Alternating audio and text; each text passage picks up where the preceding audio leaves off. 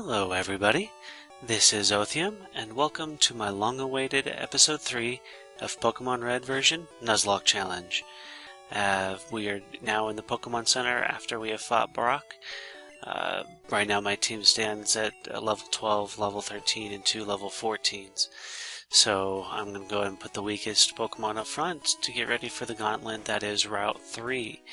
I might as well also head into the Pokemart, so we can go ahead and sell our TM34, which is Bide. I don't really use Bide in regular runs, so I'm definitely not going to use it in a Nuzlocke challenge. It's too dangerous, as it requires the Pokemon to attack you first. So now I'm going to go ahead and pick up a potion and a couple potions and a Pokeball, and an escape rope. This will come in handy for Mount Moon when I make it to Mount Moon.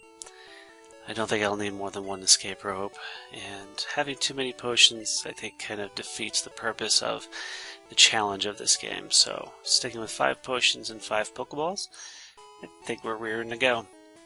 Okay, so now we're on our way through Route 3 and to take on our next trainer. So our first Pokemon is level 12. It shouldn't be uber powerful compared to these trainers, probably around the same levels. So we're no longer over-leveled anymore, which is good, because I like to have the challenge. So we start with Faramir. He's at level 12, and he has the good old horn attack, so good amount of damage on that Pidgey, especially since these Pidgeys are known to throw out some sand attacks on us and make killing them a lot harder. And then there you go. He was almost dead, and he still threw out a sand attack, 2 of them.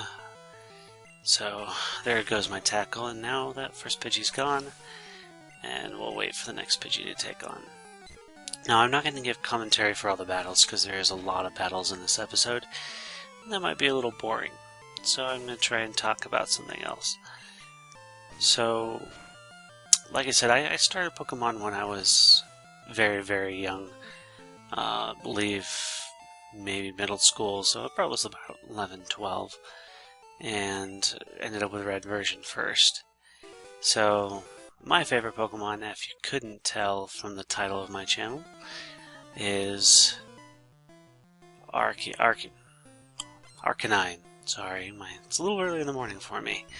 So Arcanine just was badass. I loved both Growlithe and Arcanine. They were just really amazing Pokemon, in my opinion. I definitely like the fire types more than any of the others, especially since there wasn't too many, and most of them were really, really good. Even Vulpix was pretty good. Didn't like Vulpix as much as Arcanine and Growlithe, but if that's all you had, definitely a good fire type to have on your side. So the nice thing about having, I'm going to continue back on the narrative here of what's going on. This is the second trainer. He's a bug trainer. Again, I'm really glad I have Faramir and Gantoris for these fights, because having 2 poison types take on a lot of these poison type and bug monsters is definitely going to be handy for me not getting poisoned and losing one of my teammates this early on. Like I said, I'm not trying to overlevel, so there is that challenge, there is that risk, but I still wouldn't like losing a team member this early. I think there are definitely much more challenging matches to come, especially Misty is the next really big one. No Mount Moon. Mount Moon and that Eradicate that has Hyper Fang. That's going to be my next big challenge, because I've done even regular runs where he's decimated most of my party before I can take that Eradicate down. So now we get the Shorts guy, which is really weird. I don't understand. I like shorts. Good for you. Why are you telling us? Okay, so I switched out to Gantoris because Faramir did level up already. So, trying to keep party levels even. Again, one of those anal things that I have sometimes, especially during a Nuzlocke run. I think it's important to at least have your team members at the same level, so grinding should be that much easier. Ooh, I poisoned him, but Gantoris is just not doing well. and remember I set to set, so I couldn't just leave. I had to switch, or I couldn't just switch at the beginning of his switch, so it makes it a little more challenging. I know Flymolo can go ahead and take on the seconds without too much trouble.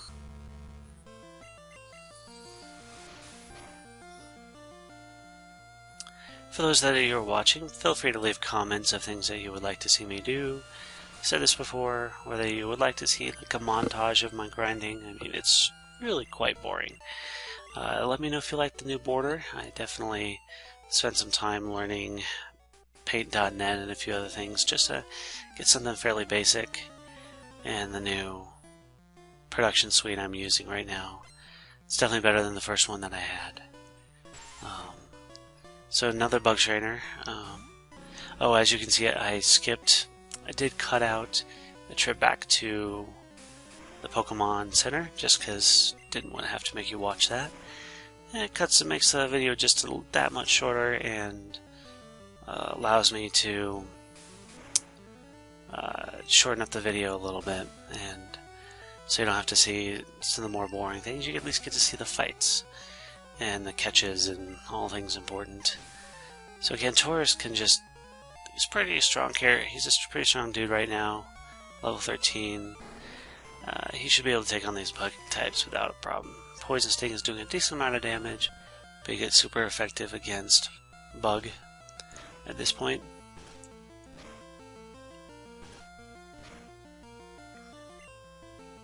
Again, I didn't realize how powerful Taurus could be. Not a Pokemon I've really ever used. So, I'm excited to see what he turns into.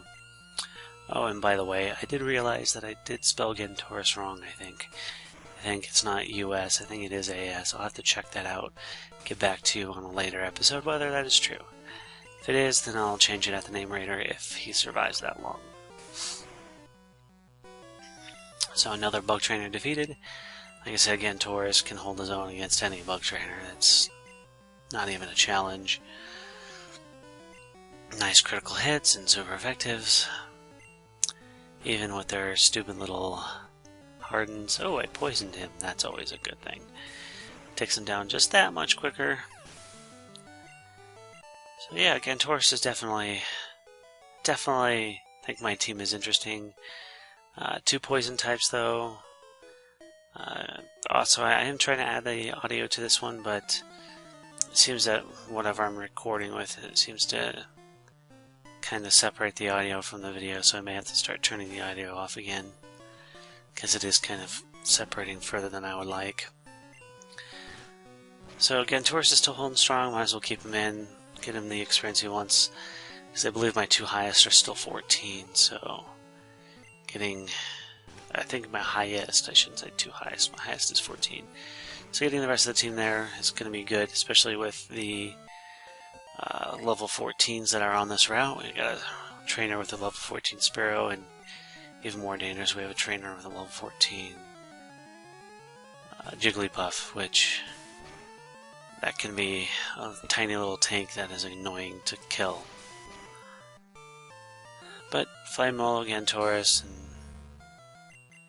Fairmare, I think, can handle things until then, even before they hit level 14. And I'm really glad that in first gen there's no poison points on these Nidorans. That definitely affects how I'm sending out who I'm sending out, just because I know just a physical attack can't hurt my Pokemon within a poison. So I think we got 3 more trainers to go on this route. Another bug trainer, I believe. 3 bug trainers. I'm glad they start going away later on, because bug trainers are just too easy later on. Especially with Taurus and Flymolo. I got two things strong against bugs. 3 things, because even Taurus is strong against bugs. Well, for that matter, once Fairmare learns poison moves, he'd be strong against bugs. So when it comes to fighting bugs, I think I'm good to go. Taurus is now level 14. Yay! So again, we're just going to use him to wipe out the bugs on this team, because don't need to use Faramir, and Flymola still has yet to learn a flying move, so I guess he isn't really that strong against bugs yet. Yet to being the key word. Once he starts learning the wing attack and I add fly to him, he's going to start becoming a powerhouse if he survives that long. So, another bug catcher defeated. That's wonderful. So now we're checking the team. I think I'm going to put my stronger ones up front. Ones that can do some stronger attacks to try and take out this Jigglypuff before he sings all my characters to sleep. And this makes this journey a lot harder. And it's a last, so I think this is second or third last you face. And I hate this Jigglypuff. We'll do some embers. Critical hit, not bad. And the sing didn't affect. Wonderful. So that got sung this time. Faramir's still at full health, so there's no use taking him out and risking another Pokemon getting sleeped. So I'm going to see if I can continue fighting until he wakes up. Jigglypuff did use disabled, and where was disabled, that really does affect Feraga's capabilities. But we'll try and scratch him, see what damage that'll do. Not quite enough. Pound. Whoa, that was an effective pound. But he is gone. And only having to use one Pokemon, not complaining. And Faraga is getting closer and closer to leveling up to be Charmeleon, which at this point in the game is an amazing have. It's good to have Charmeleon. Oh, and this is our first encounter in Route 3, and it's another Pidgey. Now I am not invoking the Dupes clause, so I am going to catch this Pidgey if I can. Since in case Flymola does pass or I still have an opportunity to use a Pidgey.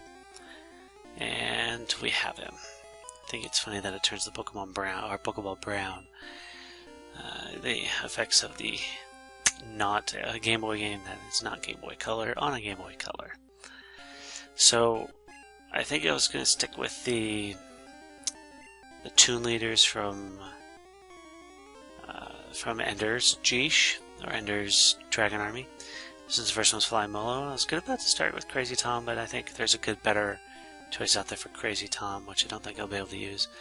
So the next one I thought of was Vlad. He's the not-so-Russian. Does join Russia later on in the series, at least in the Shadow series. Again, if you haven't read the Ender's Game saga and its sister saga, or brother saga maybe, Ender's Shadow and its following books, highly recommend it. If you can't read it, find it on audiobook, because it is definitely worth it. I know the movie's coming out, but the movie isn't going to compare to these books. These books are amazing. Definitely recommend the read. It is totally worth it. So our team is very much flying right now. I'm a little disappointed that I don't have much variety, because it's definitely going to make some of these gauntlets, some of these gyms, especially Surge, a lot more tough, since at this point I do not have anything real strong against electric type. Actually, I'm quite weak. I believe Flymola, Vlad, and Gantoris are weak. And Faraga and Faramir aren't really that much stronger, so... And like I said, I'm going to not over-level for these gym leaders. Going to try and stick around 1 to 2 levels below them. If I start getting above, when it gets closer to the Elite Four, I'm not going to be too worried about it. Just because I want to make sure I'm well prepped for the Elite Four, and even more so Gary. Again, I skipped my route back to the Pokemon Center. Again, there's no need for you to watch that, so I'm going to head all the way through the route now. Since I have my catch, I fought all the trainers. And we'll make it into Mount Moon just to see if we can catch our next teammate before we heal at the Pokemon Center up here. Especially since I already healed, I don't really need to heal anybody yet. So, who is our first encounter? Zubat, the one I was hoping not to get. I was really hoping for a Geodude, but we'll take Zubat. Flymola is still the one attacking. Ooh, almost took out Zubat there. You can heal a little bit. It's level 8, so I think I can try and catch it at this point. Throw in my Pokeball. And we have Zubat. So now we have... Definitely we're lopsided in typing right now. We have 3 poisons and 3 flying. So we're pretty weak. If like a psychic person attacks our party, we're pretty much hosed. Which our rival David does have a few psychics. However, oh yeah, he's poisoned, so my name choice is kind of sticking to the Dark Jedi theme, or people go dark. It's going to be Malik. Darth Malik. Alright. So we're going to head back to the Pokemon Center, heal, and get ready to kind of head off. Because I'd like to try and do Mount Moon in 1 or 2 episodes. I think it's going to end up being 2. Because it is a long time period, and I don't want to do like a 30-minute video. That would just be a little long for everybody to watch. So let's go ahead and check out the team. I'm healing my Pokemon first. Checking out the team for one last minute. So there it is. 2 level 8s. Probably going to box Vlad. Well, that should do it for today. Yeah, let's put Malik up front. Well, that should do it for today. Thank you for watching, and I hope you have a wonderful, wonderful weekend.